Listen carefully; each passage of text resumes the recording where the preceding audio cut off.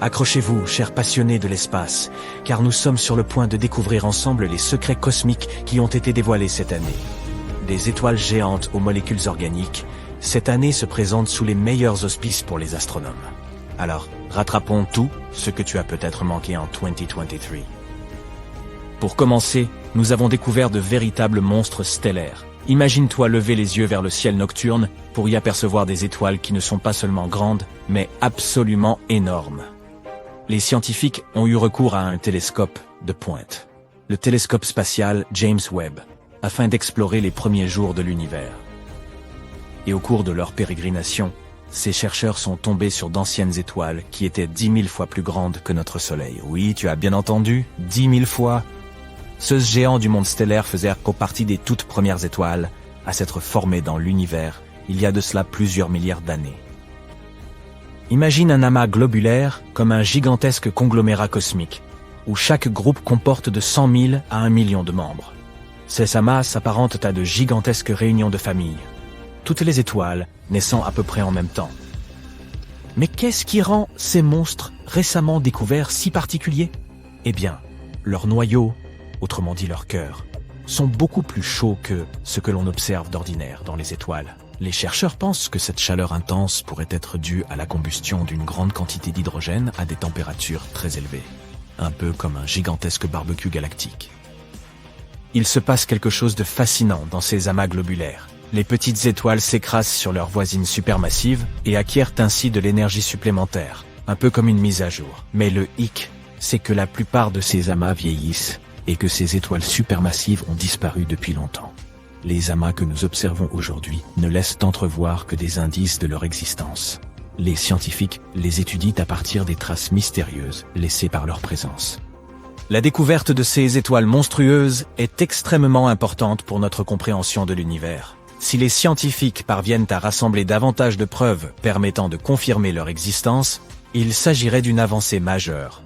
Cela nous permettrait d'en savoir plus sur les amas globulaires et sur la formation des étoiles supermassives en général. Mais ce n'était là que la première découverte fascinante de 2023. La suivante est plutôt triste. Tu vois ces magnifiques anneaux qui donnent à Saturne son look ravageur? Eh bien, devine quoi? Ils pourraient disparaître dans un avenir pas si lointain. Enfin, à l'échelle astronomique. La mission Cassini de la NASA, qui a exploré Saturne de 2004 à 2017, a permis de recueillir des données fascinantes sur ces anneaux. Lors du grand final de la course de Cassini, au cours de laquelle elle a effectué d'époustouflantes manœuvres à travers l'orbite de Saturne, les scientifiques ont remarqué quelque chose de surprenant. Les anneaux perdèrent beaucoup de leur masse chaque seconde, des tonnes à vrai dire. Cela signifie que cette superbe auréole ne restera là que pour quelques centaines de millions d'années encore, tout au plus. Cela peut sembler long pour les humains, mais à l'échelle de l'univers, ce n'est pratiquement qu'un clin d'œil. Ce qu'il faut en retenir, c'est que nous avons découvert que les immenses anneaux, comme ceux de Saturne, ne duraient pas éternellement. Ils finissent par disparaître. Au moins, ni toi ni moi ne serons plus là pour assister à ce moment. Les scientifiques ont une théorie amusante sur ce qui se passera lorsque les anneaux de Saturne disparaîtront. Ils pensent que les autres géantes de glace et de gaz de notre système solaire, telles qu'Uranus et Jupiter, ont peut-être eu, elles aussi, des anneaux massifs. Mais au fil du temps, ces anneaux se sont émiettés pour prendre l'aspect de fines bandes d'astéroïdes, comme celles que possède actuellement Uranus. Les anneaux de Saturne sont principalement constitués de glace, mais ils sont également parsemés de poussière rocheuse. Celle-ci provient des astéroïdes et des minuscules météores qui s'écrasent sur d'autres corps célestes et se désagrègent.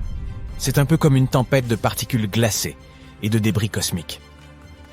Les recherches ont également révélé que les anneaux de Saturne sont apparus longtemps après la formation de la planète elle-même. Ils étaient encore en train de se former lorsque les dinosaures peuplèrent la Terre. En termes d'âge astronomique, ils sont donc assez récents, puisqu'ils n'ont que quelques centaines de millions d'années. Cette découverte a enthousiasmé les astronomes, car elle signifie qu'un événement de grande ampleur s'est produit dans le passé de Saturne pour créer cet étonnant disque glacé. Mais il s'agit là d'un mystère qui attend encore d'être élucidé. Les scientifiques voudraient d'arrêt comprendre ce qui a exactement provoqué la formation de ces anneaux et pourquoi ils ont une structure aussi époustouflante. Espérons qu'ils y parviennent. Mais passons à quelque chose de plus optimiste, car nous avons une autre nouvelle passionnante venue de l'espace lointain. Récemment, des scientifiques ont étudié l'une des galaxies les plus éloignées de l'univers, et ils y ont trouvé quelque chose d'étonnant, des molécules organiques. La galaxie en question porte un nom à coucher dehors, SPTO 41847. Elle se trouve à plus de 12 milliards d'années-lumière de notre petite planète bleue. Peux-tu concevoir une telle distance ? C'est la galaxie la plus éloignée où l'on n'ait jamais détecté des molécules organiques complexes. C'est pourquoi observer cette galaxie, c'est comme regarder quelque chose qui date de l'époque où l'univers n'était encore qu'un bébé. Nous n'avons aucune idée de l'aspect actuel de celle-ci. La lumière qui nous en parvient correspond à ce qu'elle était lorsque l'univers n'avait 1,5 milliard d'années. Imagine être capable de voir des choses qui remontent aussi loin dans le passé. Ce qu'on a trouvé là porte un nom très compliqué. Une molécule d'hydrocarbures aromatiques polycycliques, ou plus simplement une molécule de HAPE. Tu te demandes sans doute, mais qu'est-ce que c'est que ce bidule ? Eh bien, devine quoi ? On peut en fait trouver ces molécules ici même, sur notre bonne vieille planète. Elles peuvent se retrouver dans des choses telles que la fumée d'échappement des voitures, ou dans celle des feux de forêt. Les molécules de HAPE sont constituées de chaînes d'atomes de carbone. Et voici en quoi elles nous importent. Elles sont considérées comme les éléments de base de la vie. Réalise seulement, les éléments constitutifs de la vie, ces minuscules chaînes de carbone, ont été découverts dans une galaxie très lointaine. C'est comme retrouver une aiguille dans une botte de foin. Les chercheurs ont également découvert que le gaz flottant dans cette galaxie était rempli d'éléments lourds. Ce n'est pas rien, car cela suggère que de nombreuses étoiles se sont succédées dans cette galaxie, créant tous ces éléments étonnants. Cela signifie que cette galaxie est potentiellement riche en de nombreux autres éléments. Cette découverte ouvre un monde de possibilités et soulève tant de questions passionnantes. Comment ces molécules se sont-elles formées dans une galaxie si lointaine ? Et puisque nous regardons dans le passé, qu'est-il advenu de ces molécules organiques au cours de cette période ? Ont-elles pu évoluer vers la vie ? Nous ne faisons qu'effleurer la surface de choses incroyables qui attendent encore d'être découvertes. Au fait, si tout cela se passe si loin, comment les scientifiques ont-ils bien pu réussir à découvrir une chose pareille ? Eh bien, encore une fois, ils disposèrent d'un instrument, le télescope spatial James Webb. Cette machine sophistiquée a été lancée récemment et dispose de pouvoirs décuplés en matière d'observation de l'univers. Lorsque les scientifiques ont étudié cette galaxie lointaine, ils ont rencontré un petit problème. La lumière provenant de ces objets lointains était si faible qu'elle était difficile à voir ou à détecter. Mais devine quoi ? Ils ont eu une idée brillante pour résoudre ce problème. Ils ont eu recours à ce que l'on appelle la lentille gravitationnelle, qui est un peu comme la loupe de la nature. Imagine deux galaxies parfaitement alignées, comme pour une séance de photos. La lumière de la galaxie lointaine, celle en arrière-plan, se dirige vers nous. Mais au cours de son voyage, elle traverse la galaxie d'avant-plan, qui agit comme une lentille spatiale géante. Que se passe-t-il ensuite ? La gravité de la galaxie d'avant-plan courbe la lumière, à la manière d'une loupe, la rendant plus grande et plus brillante encore. C'est comme si nous disposions d'un zoom cosmique pour nos télescopes. Cette courbure de la lumière crée une forme super cool, appelée anneau d'Einstein. Il s'agit d'un halo ou d'un anneau de lumière entourant la galaxie de premier plan. En fait, c'est une façon pour la nature d'exhiber l'étendue SS pouvoir magique. Grâce à la lentille gravitationnelle et à ces magnifiques anneaux d'Einstein, les scientifiques peuvent voir plus clairement les objets éloignés et apprendre des choses étonnantes sur l'univers lointain. Et grâce à tout cela, ils ont réussi à découvrir les interactions chimiques cachées des premières galaxies. N'est-ce pas incroyable ? Les scientifiques sont franchement emballés par cette découverte. Ils ne s'attendèrent pas à trouver des molécules organiques aussi complexes dans une galaxie aussi incroyablement lointaine. Et qui sait ? Ce n'est peut-être que le début d'une passionnante épopée cosmique. Alors, gardez les yeux rivés sur les étoiles, chers explorateurs de l'espace. L'univers est plein de surprises, et qui sait quelles autres. Imagine un être si puissant qu'il pourrait aspirer des galaxies entières, si mystérieux qu'il serait invisible à l'œil nu, et si impressionnant qu'il pourrait plier l'étoffe même de l'espace et du temps. Je te présente ma mère. Mais non, je plaisante. Il s'agit en réalité de l'ultime super-héros de notre univers. L'étoile trou noir. Mais qu'est-ce que c'est exactement ? Nous allons voir ça. L'univers est rempli de merveilles, et cette étoile est l'une des plus impressionnantes d'entre elles. Sa force supermassive est capable de bousculer les lois de la physique, une véritable énigme que les scientifiques doivent encore élucider. Pas étonnant qu'elle fascine les auteurs de science-fiction. Une étoile trou noir, ou quasi-étoile, est une étoile hypothétique extrêmement massive et lumineuse qui pourrait avoir existé au commencement de l'univers. Selon nos calculs, elle brillait autant qu'une petite galaxie. Mais contrairement aux étoiles modernes, elle n'était pas alimentée par la fusion nucléaire. Son énergie provenait de la matière que le trou noir qu'elle possédait en son cœur aspirait. Et oui, tout comme un trou noir normal, ces étoiles avaient le pouvoir d'aspirer tout ce qui s'en approchait, des étoiles, de la poussière et même des galaxies. Mais comment est-il possible qu'une étoile naisse d'un trou noir? Et comment pouvait-il coexister? Voyons d'abord comment naissent les trous noirs en général. Tout commence par une étoile supermassive, c'est-à-dire une étoile faisant plusieurs fois la masse de notre Soleil. Cette étoile géante brûle intensément et brille de la lumière d'1 million de soleils. Hélas, elle finit par manquer de carburant. À la fin de sa vie, elle émet un énorme boom, une puissante explosion capable d'éclipser une galaxie entière. Ce type d'explosion porte le nom de supernova. Lors de ce boom, les couches extérieures de l'étoile partent dans tous les sens, tandis que le noyau se voit écrasé par sa propre gravité. Si le noyau est suffisamment lourd, il continuera à s'effondrer jusqu'à devenir un trou noir. Et celui-ci, par conséquent, naîtra. Et non, il n'a pas besoin de couches. Ce monstre cosmique grandira à partir de maintenant en avalant tout ce qui s'approche de lui. C'est en gros ce qui se passe actuellement dans notre univers, avec les étoiles supermassives. Mais les quasi-étoiles dans tout ça?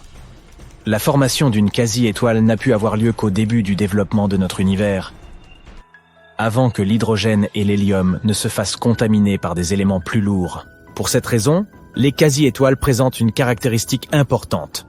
Elles sont gigantesques, si énormes qu'il est littéralement impossible de les imaginer.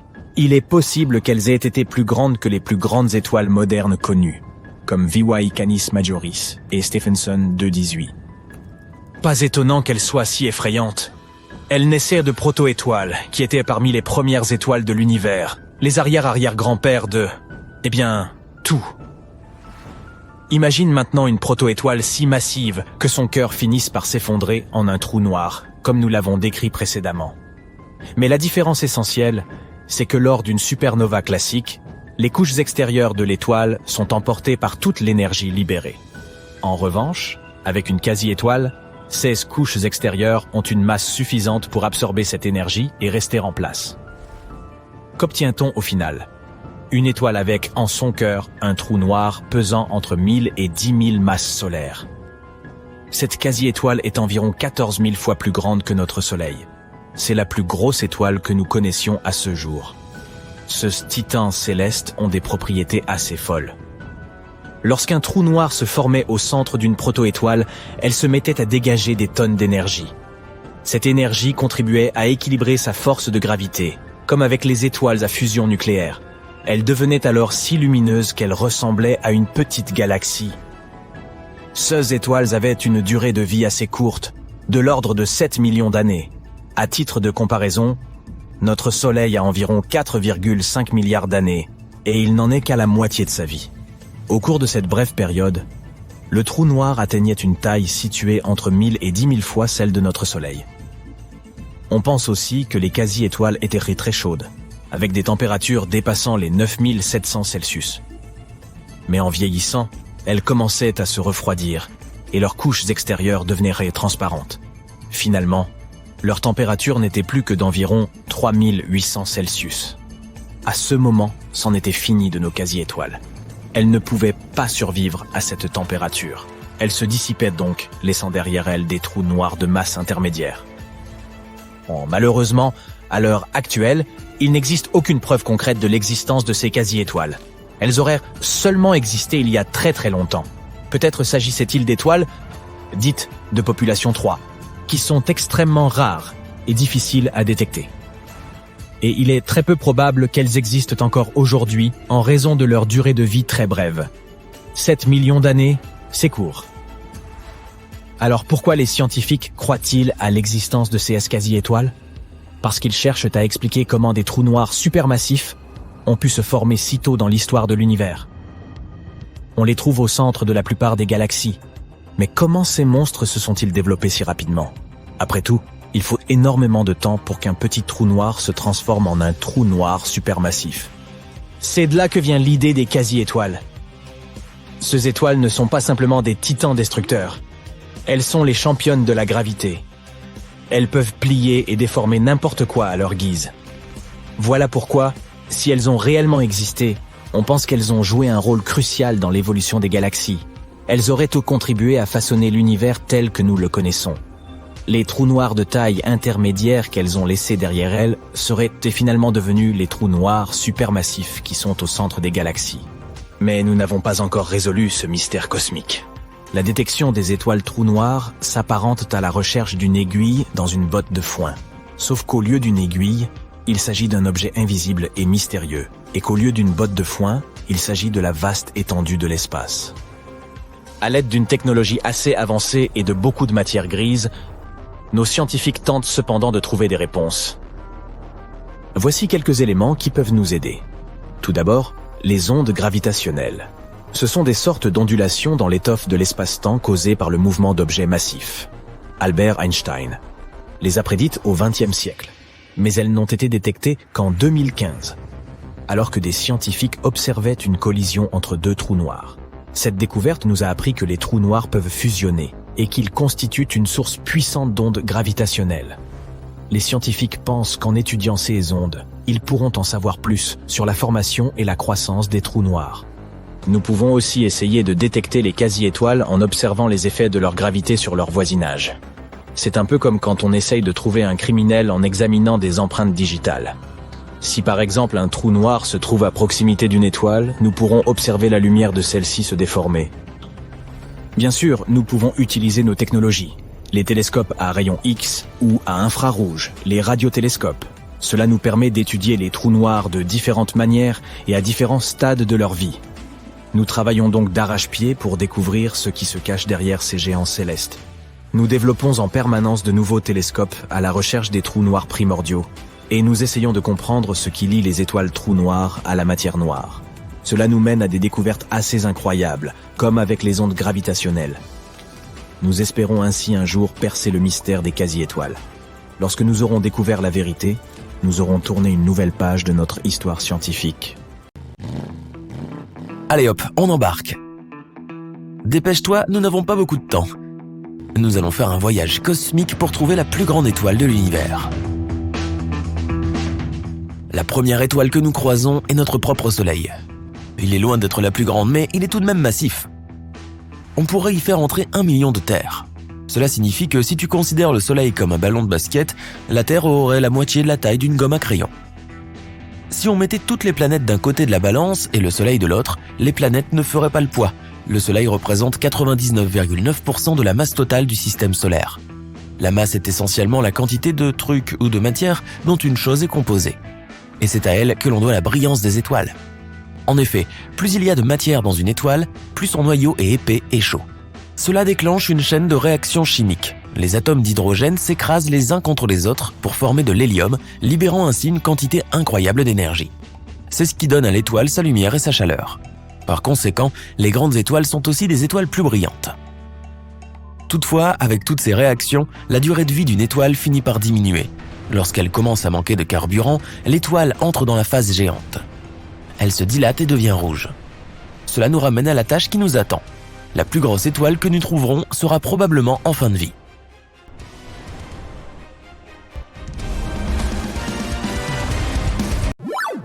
En activant nos moteurs hyperlumineux, nous arrivons bientôt au système Luhmann 16. Ici, nous trouvons l'une des plus petites étoiles qui existent, une naine brune. Petite signifie ici à peu près la taille de Jupiter tout de même. Mais elles sont petites pour des étoiles.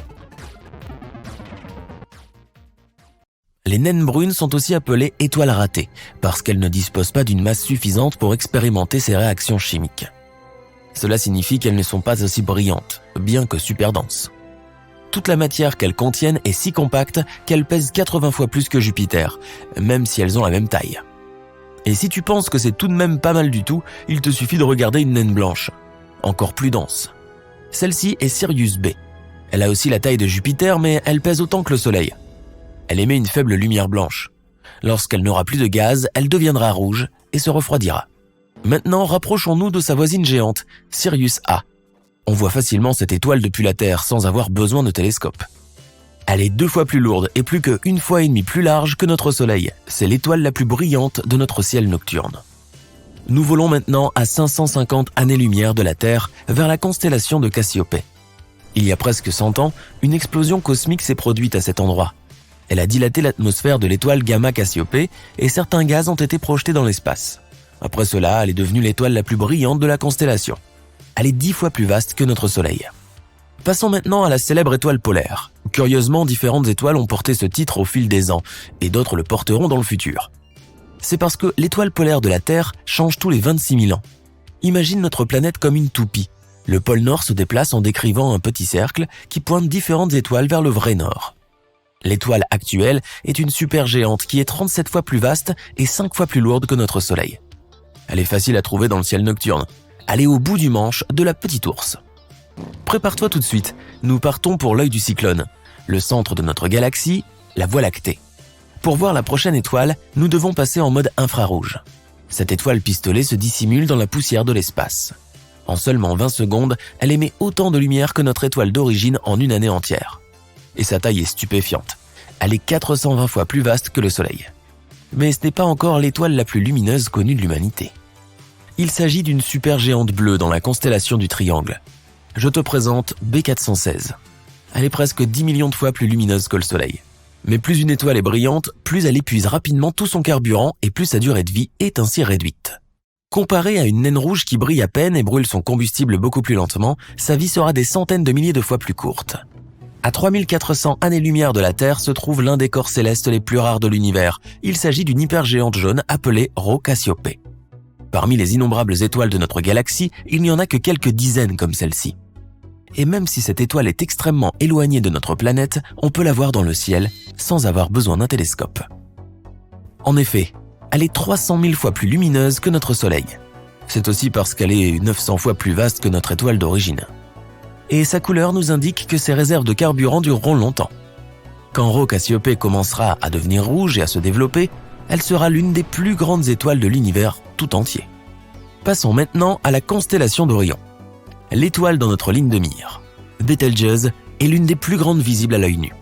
Elle fait 700 fois la taille de notre Soleil. Si elle prenait la place de notre étoile, sa surface toucherait la ceinture d'astéroïdes. Elle se situe entre les orbites de Jupiter et de Mars. Elle engloutirait les 4 planètes intérieures, y compris la Terre. Mais cette étoile excite beaucoup les astronomes. Ils prédisent que Betelgeuse va exploser et donner un spectacle céleste fantastique dans les 10 000 prochaines années. Ce sera le plus grand événement astronomique de tous les temps car nous pourrons observer une supernova à une distance proche mais suffisamment sûre. L'étoile qui explosera brillera comme une demi-lune. Elle sera visible dans le ciel de jour pendant 1 an et dans celui de nuit pendant plusieurs autres années. Maintenant, nous nous aventurons vers des étoiles qui dépassent la largeur du Soleil de 1000 fois. Mous Cephei est une hypergéante qui s'enorgueillit du titre de l'étoile la plus rouge connue. Sa couleur nous indique que la jauge de carburant se rapproche de plus en plus du vide. Mais elle est encore si grande qu'elle pourrait contenir 1 milliard de soleils. Et à cause de sa masse, cette étoile finira par devenir une supernova ou même un trou noir. Partons maintenant pour un voyage de près de 4000 années-lumière de chez nous. La voici, une supergéante rouge appelée VY Canis Majoris. C'est l'une des plus grandes et des plus brillantes étoiles de la Voie lactée.